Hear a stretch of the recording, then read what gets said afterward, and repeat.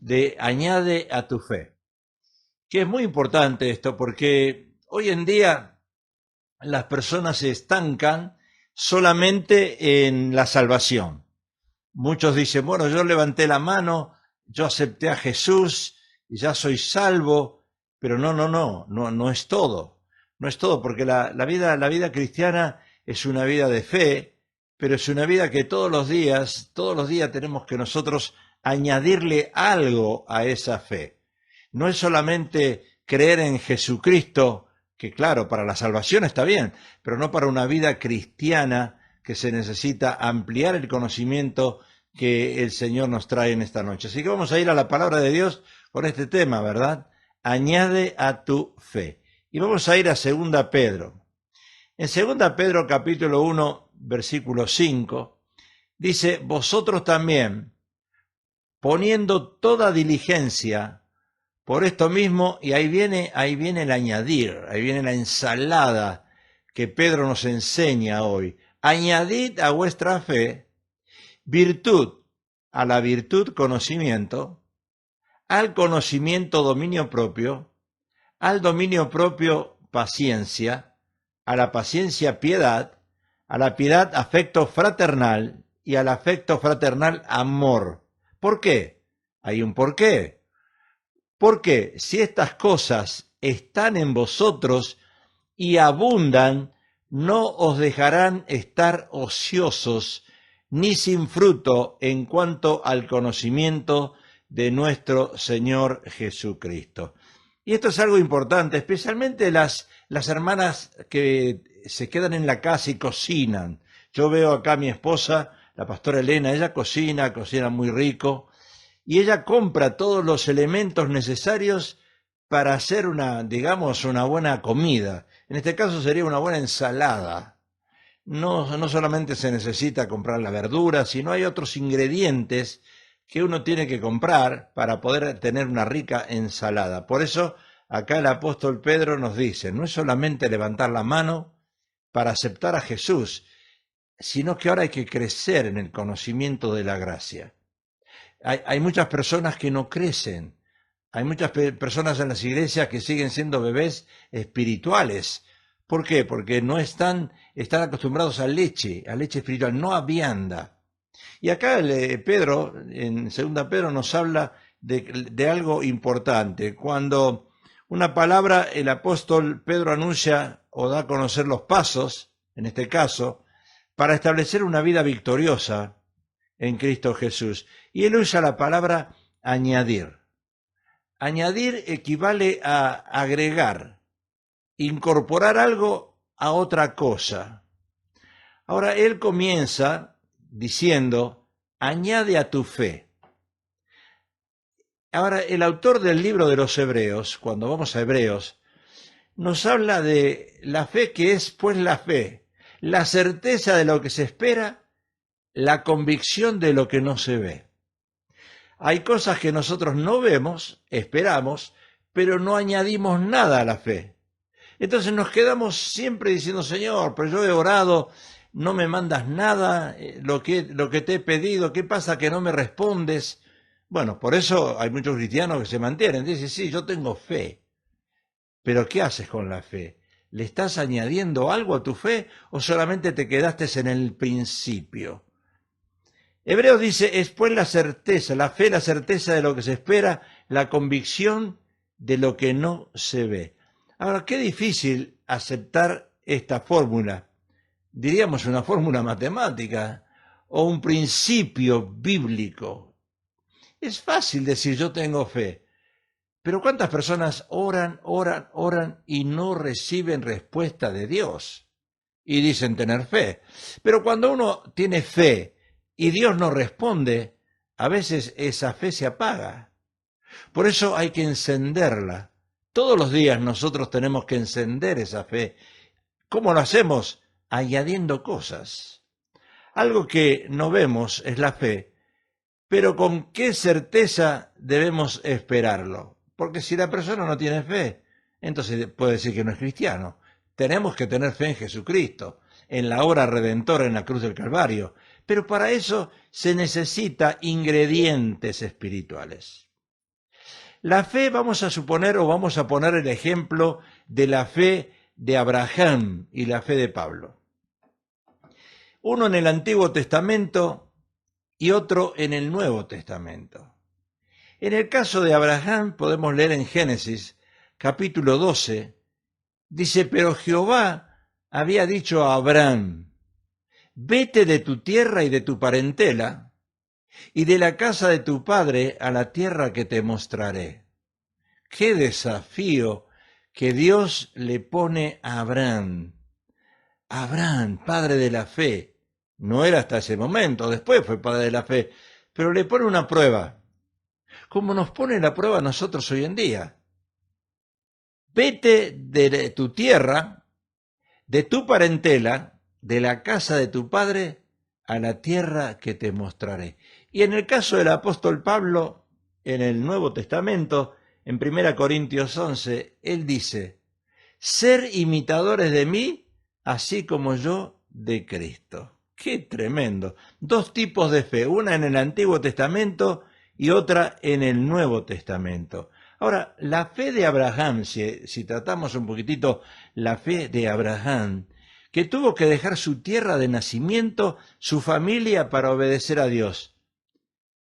Yo no sé si tú has pensado, te has puesto a pensar que llegaste a Estados Unidos, que cruzaste la frontera, no importa de qué manera la cruzaste, y tú no te has puesto a pensar que tú dejaste a tu familia.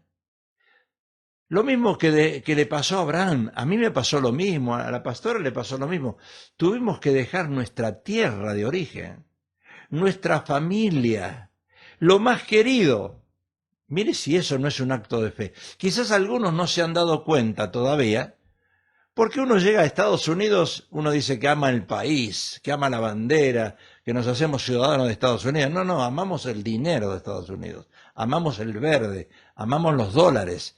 Pero uno llega a este país y no se da cuenta que acá aceptamos a Jesús como Salvador. Quiere decir que hay un propósito en la vida de cada uno de nosotros, lo que hemos cruzado la frontera, como le pasó a Abraham, tuvimos que dejar nuestra tierra de nacimiento, muchos hemos nacido allí, nuestra familia, la casa de nuestro padre. Llegamos aquí a Estados Unidos y la pregunta es, ¿vinimos a hacer dinero o hay otro propósito en la vida de cada uno de nosotros? Interesante. Pero la fe de Pablo insta a imitarlo a él como él imita a Cristo. Antes de ser Pablo un imitador de Cristo, era un perseguidor de los cristianos. El apóstol Pablo mataba a los cristianos. Después, camino a Damasco, fue tocado por el Señor, el Espíritu Santo, y ahí se convirtió, y ya dejó de ser un perseguidor de la iglesia de Jesucristo, y ahora se hizo un fiel testigo de Dios. Voy a explicar estas dos fe un poquitito más profunda. En el caso de Abraham, Dios le pidió salir de su país, dejar su familia. O sea que pienso que es una fe máxima esa. Es la fe máxima de salir de la casa de papá, de mamá, o de la casa donde uno nació, y dejar su país, dejar su familia. Pienso que la fe de Abraham es algo máximo. Ahora, no muchos hoy que dicen tener un llamado se atreven a salir de su país. Yo tengo mi hermana allí en Argentina que tuvo miedo de salir de su país. En el caso nuestro, la pastora y mi persona, la pastora es hija única. Salió, dejó a su mamá, a su papá, dejó su tierra y salió. Se vino conmigo aquí a Estados Unidos. Pero no todos tienen el valor de dejar su tierra, de dejar su lugar de origen, de dejar su familia en la carne, porque Dios se lo pide. En el caso del apóstol Pablo, como dije antes, él era fariseo en cuanto a la ley, pero camino a Damasco fue tocado. Y él dice ahora, cambió la fórmula, ahora Pablo dice, ser imitadores de mí como yo de Cristo. Quiere decir que ahora tenemos que agregar a la fe algo más que el apóstol Pablo hizo, imitar a Jesús. Y no es fácil imitar a Jesús, porque Jesús fue a la cruz y nosotros no queremos ir a la cruz. Entonces los creyentes deben hacer de Dios su ejemplo y modelo. La frase más usada por Pablo es: con Cristo estoy juntamente crucificado y ya no vivo yo, mas vive Cristo en mí. Esa es la frase que el apóstol Pablo, el versículo más famoso de él, lo que más le gustó, crucificar la carne con Cristo. Fíjese lo que tenemos que imitar nosotros. Es no solamente decir yo tengo fe, llevar una Biblia a la iglesia y saltar y danzar y cantar. No, no, no, no. Ahora el apóstol Pablo dice, ahora tengo que imitar a Jesús. La fe se trata de imitar a Jesús. Y no es tan fácil imitar a Jesús porque Jesús fue a la cruz. Él dio su vida por la humanidad. Pedro dice que debemos añadir a la fe con diligencia. Y vosotros también poniendo toda diligencia, por esto mismo dice añadid. Yo puse ahí un vaso con agua, y el vaso con agua al principio está vacío. Y nosotros le vamos añadiendo agua, añadiendo agua, añadiendo agua, agua espiritual. Le estamos añadiendo lo que nos pide el apóstol Pedro. Vamos a ver qué es lo que nos pide. Pero nos pide con diligencia. Y añadir es una virtud del griego, arete, y se traduce excelencia. O sea que a la fe yo tengo que agregar excelencia. En todas las áreas, excelencia. Cuidado, el ser cristiano no es tan fácil, ¿eh? Algunos piensan, bueno, yo soy cristiano, el domingo voy a la iglesia, cuando quiero voy, cuando no quiero no voy. No, no, no, no es así. Diligencia con Dios. Acá es algo importante. Es una calidad moral. En otras palabras, todo lo que hacemos en el reino de Dios debemos hacerlo con excelencia, con el pleno entendimiento que es para Dios y Él merece lo mejor. Por eso cuando usted va a la iglesia del pastor Cueto, el grupo de alabanza con este querido hermano, ahí es tremenda la alabanza que ellos tienen, porque hacen las cosas con excelencia. No en todas las iglesias ustedes van a encontrar un buen grupo de alabanza que canten bien, que ministren bien, que la presencia de Dios y el Espíritu Santo se sientan en ese lugar. ¿Por qué? Porque ellos lo están haciendo con excelencia, porque Dios merece lo mejor, con el pleno entendimiento que es para Dios, no es para el hombre. Diligencia con Dios significa cumplir con los compromisos con Él. Tengo que cumplir con todos los compromisos con Él. ¡Wow! Uy, yo pensé que era tan fácil. No, no, no. Compromisos, ¿cuáles son los compromisos? En la diligencia que yo tengo que añadir a la fe. ¿Cuáles son? Oraciones, promesas, mandamientos, diezmos y ofrendas. Compromisos. Ese es un compromiso que el cristiano toma con Dios y es una vida de excelencia. Es una diligencia con uno mismo. Significa ser activo. No caer en la pereza, no, voy un domingo, otro domingo no voy a un servicio, otro voy. Todos los domingos me imagino que el hermano, el ministro de alabanza, el hermano está practicando con el grupo, tocando. ¿Por qué? Porque lo tiene que hacer con excelencia, ¿verdad? Con lo mismo significa ser activo, no caer en la pereza, con metas fijas, cumpliéndolas a tiempo. Nosotros somos cristianos que prometemos y cumplimos, dice la palabra. Más vale, ¿eh? Más vale que prometas y cumplas, no que prometas y no cumplas, como hace el mundo. Diligencia con los demás, no solamente con Dios, sino ahora viene con el pastor de la iglesia, con los demás hermanos en la iglesia, significa poner entusiasmo en las acciones que se realizan con y para ellos. Ser diligente.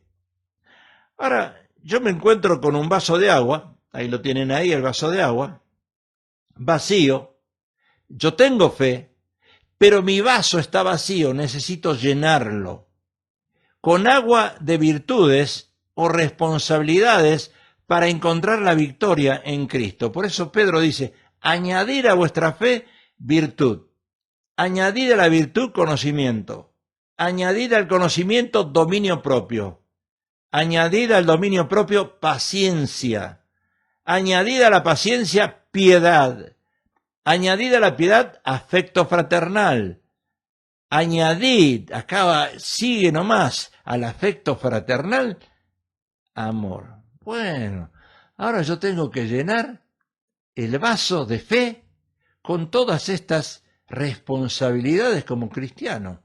Todos los días yo tengo que añadir alguna de estas virtudes, que podríamos decir que son dones, son cualidades que nosotros debemos, si no la tenemos que aprenderlas y aplicarlas a nuestra vida. ¿Y por qué dice eso el apóstol Pedro? Porque si estas cosas están en vosotros y abundan, no os dejarán ser ociosos. No, querido hermano, no me digas que tú vuelves de trabajar y enciendes el televisor. No me digas que tú vuelves de trabajar, bueno, te vas al parque a hacer ejercicio, lo que sea. Pero ¿qué pasa con esto? O te acuestas a dormir. ¿Cuántos cristianos llegan del trabajo y se acuestan a dormir? No leen la Biblia, no añaden a la fe estas virtudes. Abraham y Pablo en diferentes épocas debían añadir por fe todas estas cosas para cumplir con la ley de Dios. Ahora entonces, ¿qué debemos agregar a nuestra fe? Porque ahí empieza la ensalada. Ay, Señor, ayúdanos, ¿verdad? La ensalada. Añadir, dice, a vuestra fe virtud. Filipenses, el apóstol Pablo, hablando de virtud, Filipenses 4:8 dice, por lo demás, hermanos, todo lo que es verdadero, todo lo honesto, todo lo justo, todo lo puro, todo lo amable, todo lo que es bueno, de buen nombre, si hay virtud, ahí está, si hay virtud alguna, si algo digno de alabanza, en esto pensad. Lo que aprendisteis y recibisteis de él, por supuesto, y oísteis y visteis en mí. Por eso Pablo dice, ser imitadores de mí como yo de Cristo. Esto haced, y el Dios de paz estará con vosotros. O sea, acá vemos una virtud, es una cualidad que se considera moralmente buena. Tenemos esas virtudes adentro, pero algunos somos perezosos. No la queremos sacar para añadir a esa fe esas virtudes que Dios nos pide. O sea que una virtud es una disposición de la persona para obrar de acuerdo con determinados proyectos, ideales, orientados al bien, la verdad, la justicia, la belleza. En otras palabras, permite hacer lo que está bien y evitar lo que está mal. Bueno, el hermano Alfredo Aguilar y la hermana Pati Aguilar, ellos van a Tijuana, son misioneros, ellos tienen un llamado muy, muy fuerte, muy lindo, de llevar comida allá a México, de llevar cosas, de tener eventos allá, qué lindo, ¿verdad? Eso es añadir, eso es no ser perezoso, eso es tener un ministerio que glorifique el nombre del Señor, y eso Dios lo ve con agrado. Entonces, una virtud es una disposición de la persona para obrar de acuerdo con determinados proyectos. La persona virtuosa tiende hacia el bien, lo busca, lo elige a través de acciones concretas. Podríamos decir que la virtud es un don del Espíritu Santo que no todos tienen, pero que es necesario añadir a tu vaso de agua. ¿Estás dispuesto a hacerlo? ¿O quieres seguir durmiendo?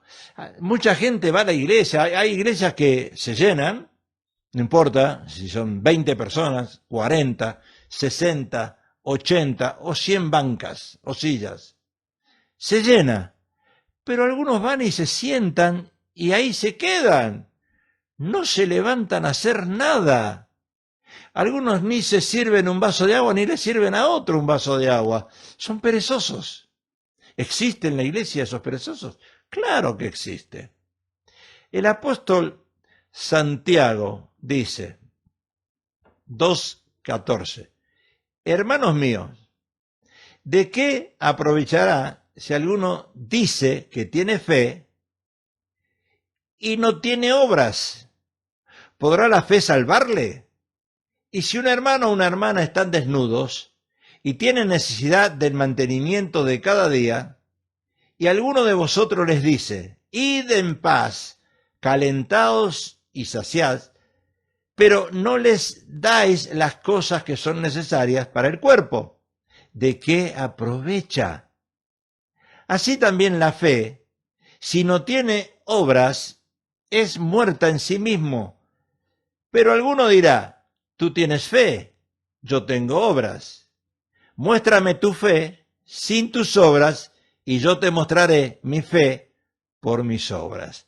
Nosotros no somos salvos por obras, somos salvos por fe, pero la fe, dice Santiago, con obras es necesario.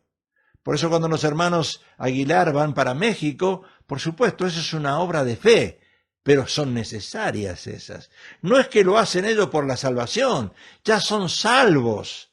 Al aceptar a Jesús como Señor y Salvador, ya son salvos. Pero ahora tienen que poner esas virtudes en marcha, y eso es lo que ellos hacen. Y lo que dice Santiago, o sea que la aplicación de la virtud equivale a hacer buenas obras sin pensar que las obras te salvan. Qué tremendo, ¿verdad? Nosotros a veces los pentecostales pensamos que solamente ser cristiano significa estar lleno del Espíritu Santo, hablar en lenguas, danzar y no hacer obras. No, momentito. No es que las obras nos salven, pero necesitamos hacer obras. Entonces la aplicación de la virtud equivale a hacer buenas obras sin pensar que las obras te salven. ¿Qué debemos entonces agregar a nuestra fe? Sigamos. Ahí dice, añadid a la virtud conocimiento. ¡Wow! Estoy llenando el vaso, Lo estoy llenando, despacito, cuidado, despacito. Conocimiento. Salomón en Proverbios 2:6, ¿qué dice? Porque Jehová da la sabiduría, y de su boca viene el conocimiento y la inteligencia.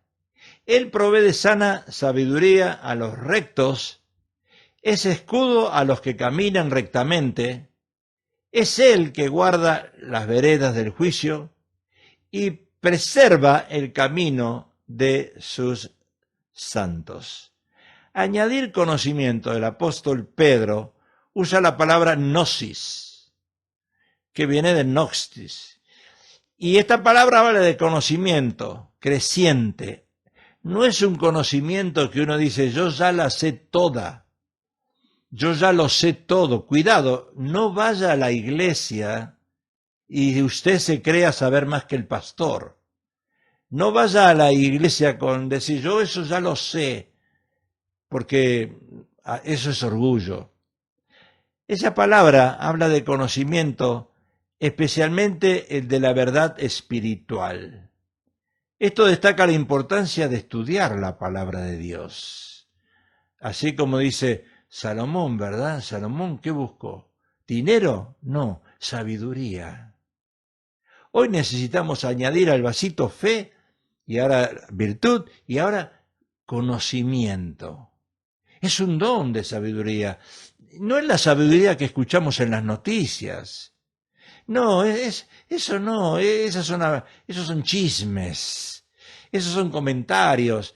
Quizás hay noticias que no son fidedignas. No, está hablando del conocimiento de la palabra de Dios, conocerse versículos de memoria, conocerse textos, empezar a armar algún bosquejo, empezar a predicar en las calles y predicar las verdades del Evangelio. En este contexto habla de un conocimiento práctico. Habla de un conocimiento creciente, o sea que es una sabiduría que discierne entre lo bueno y lo malo y evita lo último, lo malo. Qué tremendo, ¿verdad? ¿Cuántos de nosotros necesitamos sabiduría? ¿Estamos detrás del dinero? ¿Queremos tener mucho dinero? ¿Queremos vivir bien? Pero hay algunos que no sabemos que 2 más 2 es 4. Hay algunos que no conocemos la Biblia, los 66 libros, y cuando la leemos no sabemos dónde empezar a leerla, y no entendemos muchos como los discípulos en el principio, porque no tenían el Espíritu Santo, no entendían la palabra. Cuidado, conocimiento, es la capacidad de manejar la vida con éxito y tener y saber tomar decisiones correctas a la vista de Dios, conforme al conocimiento de la palabra, no a lo que tú crees, no al intelecto tuyo, sino al conocimiento de la palabra de Dios. Como dice Pablo, tenemos la mente de Cristo. El conocimiento que tenemos es el de Cristo. Cuidado, no es el nuestro. De manejar la vida con éxito y tomar ese conocimiento y tomar decisiones correctas a la vista de Dios conforme a su palabra.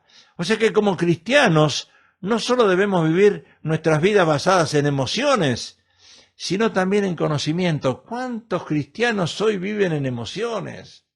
Sí, me gusta la iglesia porque tenemos un club social. Después salimos, comemos todos, nos divertimos, cantamos, pero no sabemos un versículo bíblico. No sabemos tomar una decisión. No sabemos cómo interpretar la palabra de Dios. La interpretamos mal y la aplicamos mal. O sea que el conocimiento requiere que usemos nuestras mentes y no solo nuestras emociones. La mente de Cristo es la palabra total completa. Dice Pablo, cuando uno habla, cuando uno ministra, ministre conforme a la palabra de Dios. No tomemos decisiones si no es que Dios lo determina en su palabra. O sea que el conocimiento requiere que usemos nuestras mentes y no solo nuestras emociones. La mente, hay que pensar. Entonces, ¿qué otra cosa debemos agregar a nuestra fe? Debemos agregar al conocimiento ahora dominio propio. Ya el vasito se me está llegando a la mitad de agua, ¿verdad? Dominio propio. Qué difícil tener dominio propio. Ahora no solo tengo que conocer la palabra de Dios, sino también ahora tengo que saber controlar mis emociones. Y dice 2 Timoteo, Pablo le dice a Timoteo 2:7, porque no nos ha dado Dios espíritu de cobardía, sino de poder, de amor y de dominio propio. Ay, ay, ay, ay, cuántas veces nos enojamos. Yo me enojo, trago saliva, wow, a veces me da ganas de explotar. Sí, pero no puedo hacerlo. Me tengo que controlar. Recuerden que la vieja naturaleza está dentro de nosotros.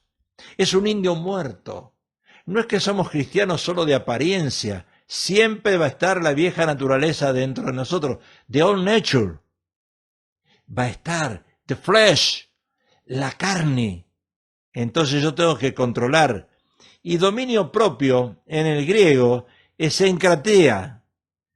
Y es la misma palabra que Pablo usa en Gálatas 5:23 cuando menciona el fruto del Espíritu, solo que allí se traduce como templanza. Habla de tener bajo control nuestras pasiones. ¿Cuántos queremos pedir cosas y que no las den? ¿Verdad que a veces nosotros los hombres le decimos a la esposa, haceme de comer?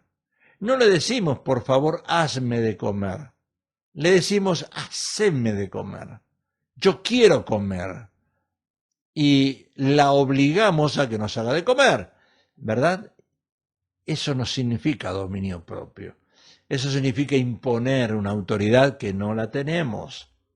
Añadir dominio propio es otra cosa. ¿Cuántas violencias hoy día se llevan a cabo en las escuelas? Lo vemos en las noticias. Aunque no son todas fidedignas 100%, vemos ahí niñas en las escuelas secundarias, en los high school, en los junior high, vemos peleándose mujeres, 2 niñas, tirándose del cabello. ¿Lo ha visto usted? Yo también lo he visto. Eso no ocurría antes. El dominio propio cierra la brecha entre lo que sabemos y lo que hacemos. O sea que es un balance para poder aplicar el conocimiento. Una vez que yo conozco lo que Dios dice en la palabra, acciono. Si yo no conozco la palabra de Dios, no acciono. Más vale que me calle la boca. Por eso tengo que aprender primero lo que dice la Biblia, los principios de la palabra de Dios, para poder actuar. Y si no, mejor no digo nada. No abro la boca para nada. Entonces, ¿qué debemos entonces más agregar? Ahora viene más agüita que le estoy agregando al vaso. Añadid al dominio propio paciencia. ¡Wow! Paciencia. ¿Acaso tenemos paciencia? ¿Verdad que estos 4 años que estamos nosotros soportando este gobierno, ya se nos fue la paciencia? ¿Verdad que muchos de nosotros a veces en el matrimonio perdemos la paciencia? ¿Verdad que muchos padres pierden la paciencia con sus hijos? La perdemos. La paciencia la dejamos atrás. La ponemos a un costado. No pensamos en la paciencia. Y dice Salomón en Proverbios 25:15, con larga paciencia se aplaca el príncipe, y la lengua blanda quebranta los huesos. Acá dice, bueno, si tu esposa te contesta mal, contéstale tú también mal. Si ella grita, tú grita más. No, no. Acá dice que tenemos que tener paciencia. Pero pastor, usted no sabe, mi esposa está enferma hace 3, 4, 5 años. ¿Y qué tengo que hacer? Paciencia. Pastor, usted no sabe, perdí un trabajo, ahora pierdo otro, no puedo conseguir empleo. ¿Qué tengo que hacer? Tener paciencia. ¡Wow! Paciencia. Con larga paciencia se aplaca el príncipe, y la lengua blanda quebranta los huesos. O sea, añadir paciencia en el griego es hupomone. O sea, resistencia o aguante, pero alegre. Tengo que aguantar lo que estoy pasando, la prueba, pero con alegría, no con cara larga, con constancia, con perseverancia. Porque, ay Señor, pues yo te pido. No le pidas a Dios. No le pidas a Dios cosas que no te la va a dar. Y si se la pides, pídesela con paciencia, Señor. Que se haga tu voluntad. Al día tuyo, si tú quieres contestar mi oración, que sea en el día tuyo, no en el mío. Y eso te trae paciencia. Es aguantar alegremente en las dificultades de la vida, en las pruebas diarias. Tener paciencia. Mírenle el tiempo que estamos teniendo, la lluvia que estamos teniendo. Ya está molestando tanta agua aquí en California. Bueno, hay que tener paciencia. Uno sale a trabajar con la lluvia, con esas tormentas, nieve por todos lados. Miren lo que está pasando ahora. ¿Qué hacemos? ¿Nos vamos a desesperar? No. Tenemos que tener paciencia. Aguantemos. Perseveremos porque tenemos una esperanza viva en Cristo Jesús, y eso solo se adquiere con paciencia. También viene otra más, quiero agregar algo más, ¿verdad? Dice que tengo que añadir a la paciencia piedad. Ay, Señor, qué difícil que me pones todas estas cosas. Y Pablo le dice a Timoteo en 1 Timoteo 4:7. Desecha las fábulas profanas y de viejas, ejercítate para la piedad, para las cosas de Dios. Bueno, yo cuando tenía 6, 7 años era monaguillo en la iglesia católica. Yo ya empecé desde pequeñito. Me acuerdo que le besaba la mano al sacerdote, no sabía lo que estaba haciendo, ¿verdad? Pero yo empecé desde pequeño a ejercitar la piedad. Yo no sé lo que es fumar. Yo no sé lo que es tomar, yo no sé lo que es emborracharme, yo no sé lo que es salir con los muchachos por ahí de farra y qué sé yo qué. No, yo no sé lo que es eso. Me puse de novio, una sola novia, me casé, ¿verdad? O sea que acá dice que hay que ejercitarse para la piedad, a la paciencia añadirle piedad. O sea, invertir nuestro tiempo en las cosas de Dios y no en la del mundo. Ay, ay, ay, yo escucho por allí a pastores que me dicen, yo los lunes voy a jugar golf. Yo no sé lo que es los lunes para mí. Yo no tengo lunes. ¿Usted lo ve a Jesús los lunes jugando golf? Yo no lo veo a Jesús los lunes jugando golf. Pero hay pastores que dicen, no, yo necesito jugar golf para recrearme, para despejarme. Y no es que esté mal, yo no estoy diciendo que esté mal, pero yo no lo veo en la Biblia a Jesús jugando golf, ni jugando soccer. Jesús siempre estaba ejercitándose en la piedad, en lo que el Padre le había mandado hacer. ¿Qué debemos entonces más agregar ahora? Afecto fraternal. A la piedad, afecto fraternal. ¡Wow! Primera Pedro 1:22, ¿qué dice? Habiendo purificado vuestras almas por la obediencia a la verdad mediante el Espíritu, para el amor fraternal no fingido. Amaos unos a otros, entrañablemente de corazón puro. Acá dice afecto fraternal. Filadelfia significa. Y Pedro nos ha exhortado a practicar el amor fraternal no fingido, sincero. No seamos hipócritas. Hay iglesias empezando desde el pastor y los líderes que están ahí son hipócritas. Dicen amarse. I love you. Te amo, hermano. Te amo en el amor de Jesús. Te amo. Y no se aman de verdad. No se aman de verdad.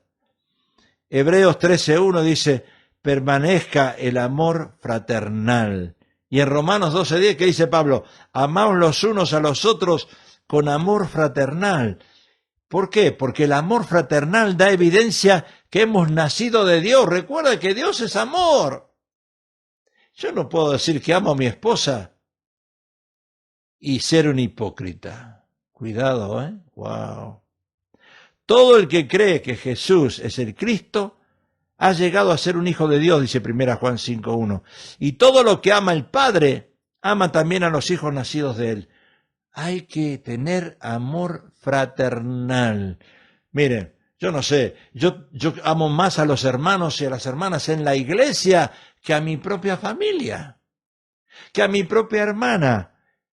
¿Por qué? Es un amor fraternal. Tenemos la misma fe, es el mismo Espíritu Santo, nos amamos.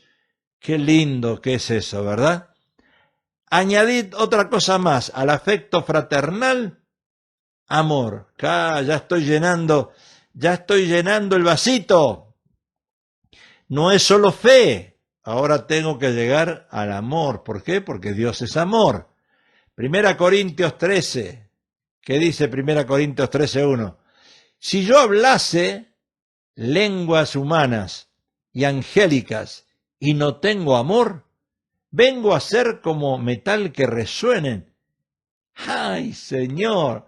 O címbalo que retiñe. Y si tuviese profecía y entendiese todos los misterios y toda ciencia, y si tuviese toda la fe, de tal manera que trasladase los montes, y no tengo amor, nada soy. Y si repartiese todos mis bienes para dar de comer a los pobres, y si entregase mi cuerpo para ser quemado y no tengo amor, de nada sirve. Qué tremendo, ¿verdad? Y sigue la palabra diciendo cosas importantes. ¿Por qué? Porque el amor es sufrido. Ahí empieza, ¿verdad? Es benigno. El amor no tiene envidia, el amor no es jactancioso, no se envanece, no hace nada indebido, no busca lo suyo, no se irrita, no guarda rencor, no se goza de la injusticia, mas se goza de la verdad. Todo lo sufre, todo lo cree, todo lo espera, todo lo soporta. El amor nunca deja de ser. Pero las profecías se acabarán, cesarán las lenguas y la ciencia acabará, pero el amor nunca acaba. Por eso el amor que hay en un matrimonio no se tiene que acabar. El amor que hay hacia los hijos no se tiene que acabar. El amor que uno tiene hacia su pastor no se tiene que acabar. El amor que hay entre hermanos sinceros en la iglesia no se tiene que acabar. O sea que agregamos amor ágape. Llegamos al amor sacrificial, el amor de Dios, el amor de Jesús en la cruz del Calvario. Este es el amor demostrado por Dios a un mundo perdido y muerto en sus pecados. Es el amor que nosotros tenemos que mostrarnos el uno al otro. Mire, el vasito ya casi lo tengo lleno. Ya casi está lleno el vasito. Ah, ¿no era que yo tenía que tener solamente fe y esperar? No, no hay que esperar. Hay que añadir. Hay que añadir, dice acá. Buscar sabiduría. Hay que añadir todas estas virtudes que Pedro las puso. Justo Pedro, que negó al maestro, él dice, hagamos una ensalada espiritual, empecemos a añadir cosas a nuestra vida espiritual. Qué verdades, qué lindo que es esto, pero qué difícil que es. Y necesitamos estos 7 frutos de la fe. Primero, para ser productivos y dar mucho fruto. Segundo, para tener una clara y larga visión del propósito de Dios en nuestras vidas. Tercero, para siempre permanecer en Él. Y cuarto, para tener amplia y generosa entrada en el reino eterno de nuestro Señor Jesucristo. O sea, ahí tenemos un vasito ahora que todos los días, desde la mañana hasta la noche, tenemos que añadir todas estas cosas. ¿Estás dispuesto a hacerlo? Tú me vas a decir, pastor, no es fácil. Nada es fácil. Nada es fácil. Pero no es imposible. Todo lo podemos en Cristo, dice la palabra de Dios. Es tiempo de que la iglesia empiece a practicar todas estas cosas. No es solamente fe. No es solamente fe. Con la fe sola no llenas el vaso. Tienes que hacer buenas obras, añadir virtud, añadir conocimiento, amor fraternal. Todas estas cosas son necesarias dentro del cuerpo de Cristo. Yo podría predicar de cada una de estas cosas un sermón. Los pastores necesitaríamos predicar esto en la iglesia. Todos los días hay que añadirle algo a nuestra fe. No es solamente la fe y esperar sentado y ser perezoso. Seamos como la hormiga, trabajemos. Sigamos a la reina, obedezcamos al pastor, leamos la palabra de Dios a diario y empecemos a añadir estas virtudes al conocimiento de la palabra de Dios. Que el Señor nos dé conocimiento para que nosotros podamos tener sabiduría y aplicar esa sabiduría con nuestra esposa, con nuestro cónyuge, con nuestros hijos. Qué lindo. Salomón no pidió dinero, sino pidió sabiduría. El que es falto de sabiduría, pídasele a Dios que Él la va a dar en abundancia. Pero ¿sabes una cosa? Deja las cosas del mundo, esas cosas seculares. Dedícate a la piedad, empieza a buscar las cosas de Dios. Yo me acuerdo que cuando llegamos a este país, vinimos a buscar dinero como todos ustedes y pusimos una empresa y una empresa que creció. Pero una vez el Señor me dijo, ¿sabes qué? Tú no puedes servir a 2 señores, tienes que dejar la empresa. Y eso es lo que hicimos, dejamos la empresa en las manos de nuestro hijo y nos dedicamos a la piedad, a servir a Dios. Y ahora estamos por 46 años ya sirviendo al Señor en una forma continua, aplicando la paciencia y los frutos del Espíritu Santo. Es lo que yo te recomiendo que hagas. Que dediques 2 horas a la noche cuando llegues de tu trabajo, que dediques 2 horas a la piedad, a leer la Biblia. Pídele a tu pastor que te dé algún privilegio, que tú puedas ser de bendición a otros. No solamente que te vayas a sentar en un banco. Hay personas y cristianas que por muchos años viven sentados. Y el ministerio que más se ve en las iglesias es el ministerio de oración, porque uno no tiene que poner esfuerzo. No. Por eso gracias, hermano Alfredo Aguilar, gracias, Pati Aguilar, por ir a Tijuana, por ir allá a llevar lo que llevaron el otro día, por tener ese llamado misionero y bendecir a otros. Qué bueno que ustedes lo pueden hacer y qué bueno es que en la iglesia también, en la iglesia del Pastor Cueto, hay varios ministerios que se están desarrollando.